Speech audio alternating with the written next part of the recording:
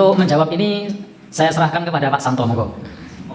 Tri tauhid, apakah di Muhammadiyah juga tri tauhid? Tauhid apa namanya, uluhiyah, rububiyah, dan asma wa sifat. Nah, monggo Pak. Terima kasih Bapak Ibu semua. Berkenaan dengan tauhid, apa yang ditanyakan tadi adalah bagaimana tauhid uluhiyah, rububiyah, dan juga asma dan apa tadi? Wa sifat.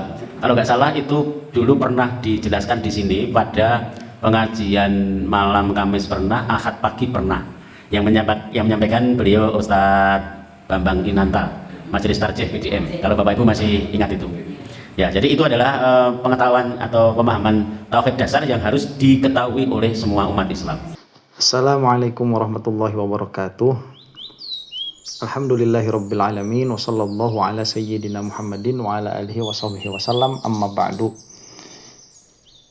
Video kali ini kita mau membahas akidahnya Muhammadiyah.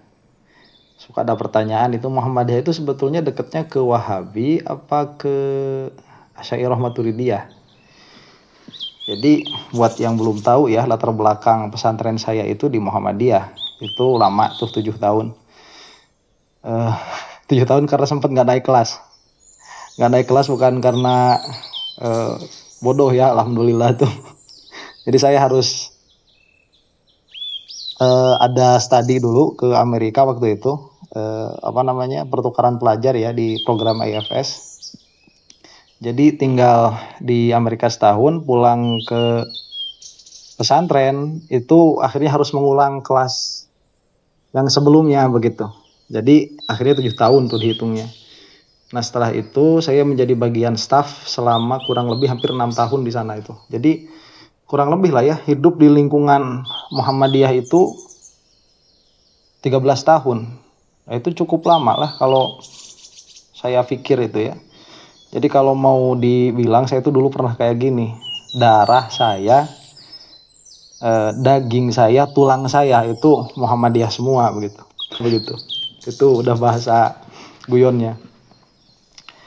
Nah, selama saya itu belajar di pesantren Muhammadiyah itu, muasisnya dulu Pak Miskun almarhum itu masih ada beliau. Cuman saya tidak cukup beruntung untuk diajar oleh beliau karena beliaunya sudah sakit. Jadi yang diajar oleh beliau itu kelas 1 SMA ya, mulai dari kelas 4 itu. Waktu saya kelas 3 beliaunya sakit, jadi tidak cukup beruntung saya itu untuk diajar oleh beliau. Nah dan yang membuat silabus program pembelajaran dari mulai kitab-kitab yang paling kecil sampai kitab yang lumayan agak tebal itu ya beliau itu. Nah saya tidak tahu apakah ini mewakili organisasi Muhammadiyah atau tidak, karena setahu saya itu Muhammadiyah tidak mencantumkan akidah tertentu atau fikih tertentu di dalam anggaran dasarnya. Tidak seperti NU. Kalau NU kan jelas tuh di dalam ada RT-nya ada penjelasan tentang itu. Muhammadiyah tidak. Jadi apakah ini murni hanya ijtihadnya beliau, muasisnya pondok Pak Miskun almarhum, atau memang ini adalah sikap resmi Muhammadiyah sedari dulu? Nah, cuman kalau misalkan mau tahu Bahya Ahmad Dahlanya itu sudah jelas ya. Asy'ariyah Maturidiyah Tulen itu dan Syafi'iyah juga. Kalau ada yang meragukan ke sebelah sininya itu yang mau membuat kisruh saja di dalam sejarah. Cuman ya itu perdebatan yang lainnya buat saya mah nggak penting juga siapa yang jadi Asy'ariyah Maturidiyah, karena Asy'ariyah Maturidiyah itu sedari awalnya tidak menekankan kepada taklid, jadi harus tahu kepada dalil, dan tatkala dalil itu sudah dipegang, apalagi dalil akli yang qat'i begitu, itu sudah cukup. Ya, mau yang lain-lain kayak gimana atau bagaimana nggak bakalan ngaruh itu sebetulnya. Karena dari awal tadi dikatakan. Nah, salah satu kitab tauhid yang kita baca di pondok dulu itu namanya Jawahirul Kalamiyah. Jawahirul Kalamiyah ini saya masih ingat, itu cetakannya warnanya hijau. Ya, cuman kitab aslinya entah sudah kemana ini. Kitab-kitab pondok dulu itu di lemari yang satunya lagi di rumah orang tua. Jadi saya nggak sempat untuk membukanya. Cuman waktu saya lihat di internet ada PDF-nya.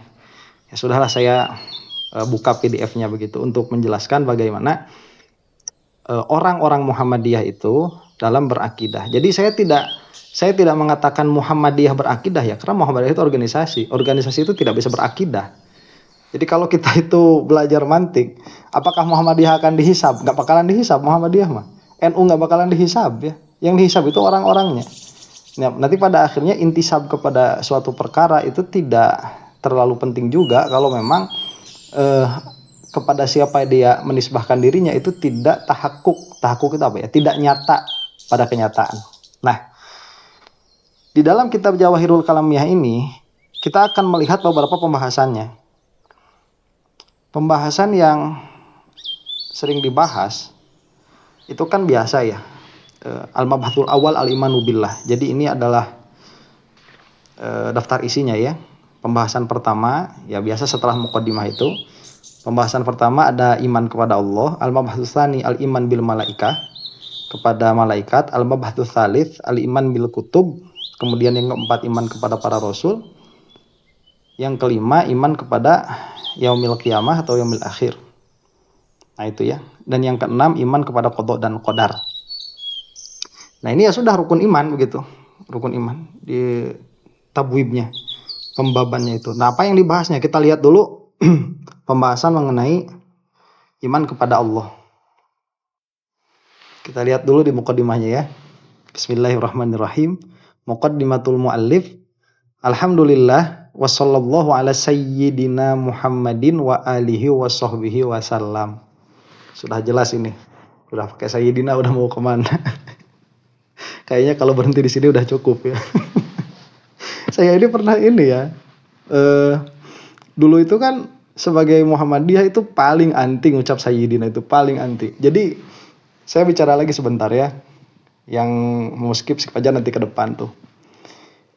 Ada pelajaran di Muhammadiyah itu namanya kemuhammadiyahan. Nah di dalam pelajaran kemuhammadiyahan itu kerjaannya itu ngebully NU sama ngebully Persis itu. Ngebully terus kita bully habis-habisan. Tapi subhanallah ya, kenapa kita ini bisa akur sama Persis sama NU? Karena pembulian itu cukup dilakukan di ruangan kelas.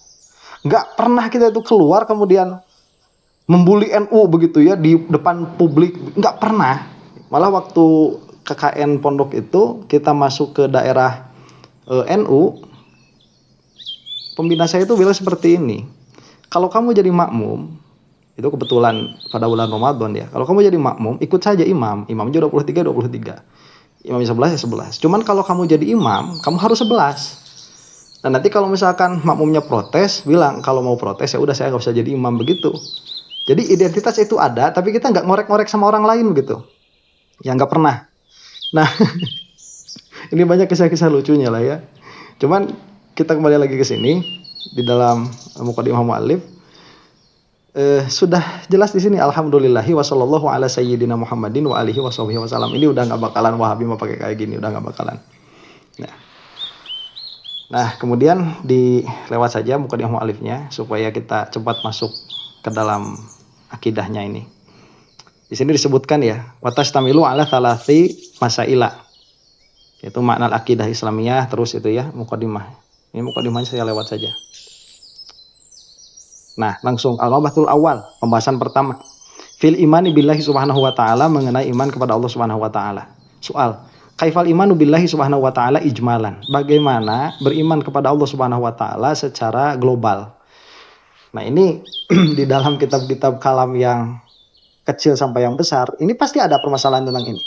Yaitu sebelum kita menentukan sifat yang harus diketahui, kita tentukan dulu berapa sih jumlah sifat Allah itu, atau apa saja sih secara global yang harus diikuti. Jadi ada pembahasan secara ijmal, ada pembahasan secara tafsili ya.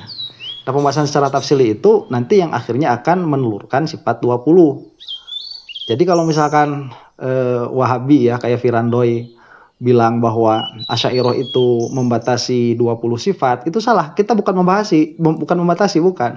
Ini mentafsil ya, dalam pengertian dari semua nanti yang wajib bagi Allah, yang harus dan wajib diiktikadi berapa? 20 itu.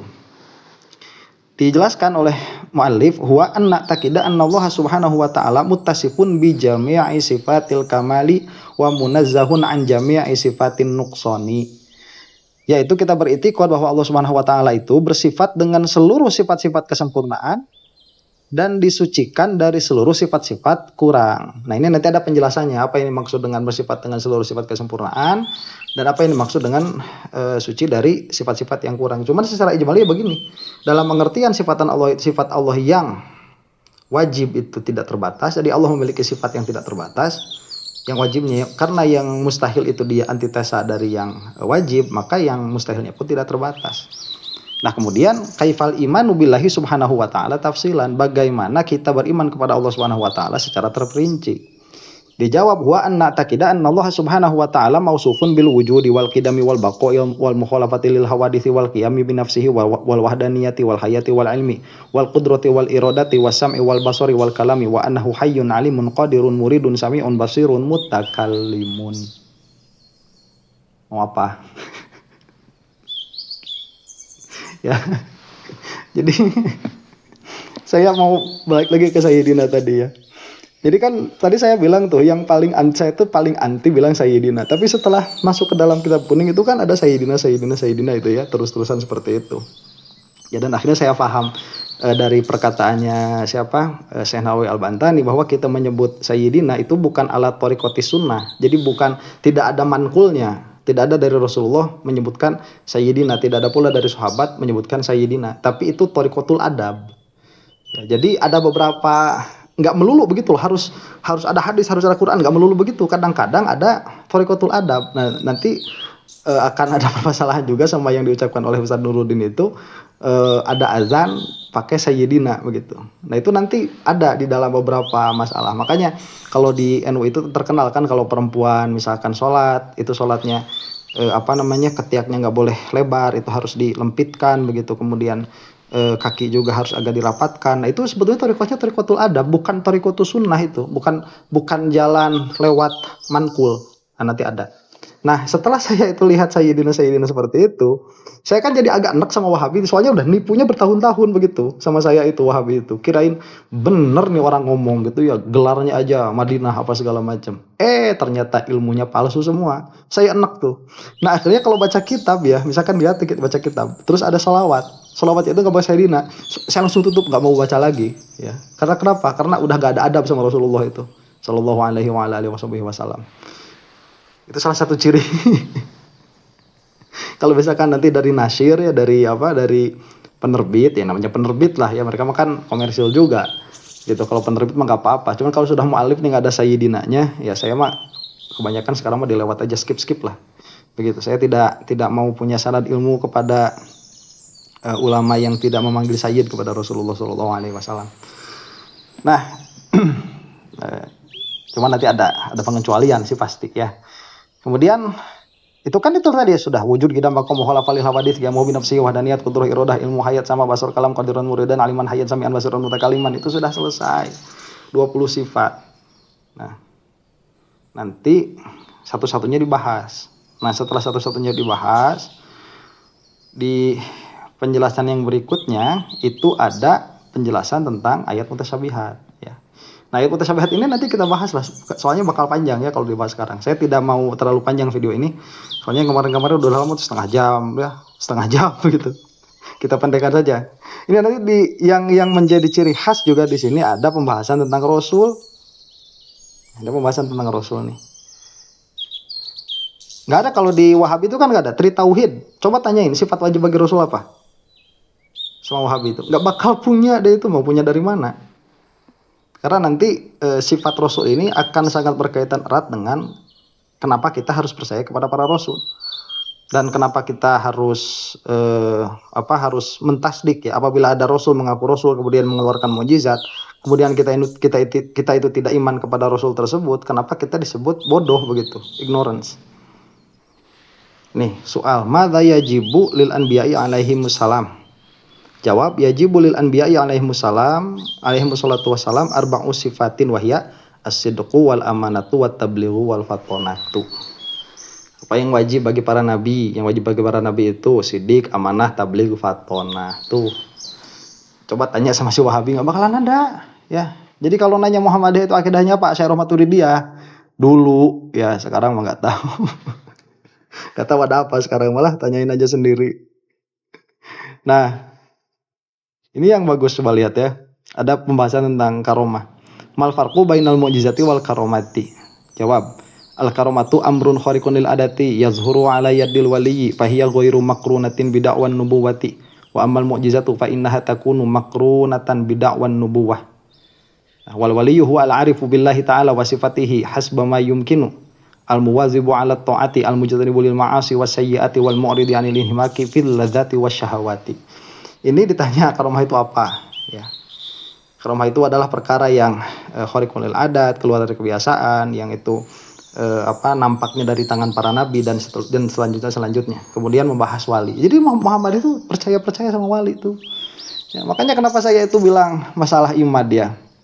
Ada Ba'alwi begitu punya karomah Mi'raj sekian kali, kemudian karomah rantai turun dari langit, nggak percaya. Ya memang dari awal memang mereka itu mungkin tidak percaya sama karomah. Yang namanya karomah itu kalau di dalam ilmu tauhid asal dia tidak mustahilun aklan, kita percaya saja. Malah nanti di sini disebutkan kedudukan karomah itu sebagai apa untuk para nabi, untuk para wali itu. Dijelaskan itu. Itu sebetulnya untuk menguatkan mukjizat juga. Nah, ala kulli halin ya, nanti kalau video ini mau diteruskan, nanti kita teruskan penjelasan tentang mutasyabihatnya. Jadi intinya sama itu Asy'ariyah Maturidiyah. Karena kalau ada yang mengklaim Muhammadiyah itu dekat-dekat ke Wahabi, saya nggak tahu yang bawanya siapa itu ya. Yang bawanya siapa tuh nggak ada. Itu zaman saya tahun berapa ya? Tahun 2000-an itu. Saya tuh selesai keluar pondok itu 2007 ya, 2007. Apalagi kalau misalkan kita melihat ke tahun 60, ke tahun 30, ke tahun 40 sebelum kemerdekaan sudah bisa dibayangkan sama kita Muhammadiyah aslinya itu seperti apa. Begitu. Jadi tiba-tiba ada orang namanya Mujimen. Pakai ngaji pakai lambang Muhammadiyah ya. Ucapannya Wahabi semua begitu. Ini mah bingung saya mau ngomong apa. Ya sudah demikian dulu saja ya. Mudah-mudahan video ini ada manfaatnya. Mudah-mudahan kita semua diampuni oleh Allah Subhanahu wa taala. Wallahu taala a'lam bissawab. Assalamualaikum warahmatullahi taala wabarakatuh.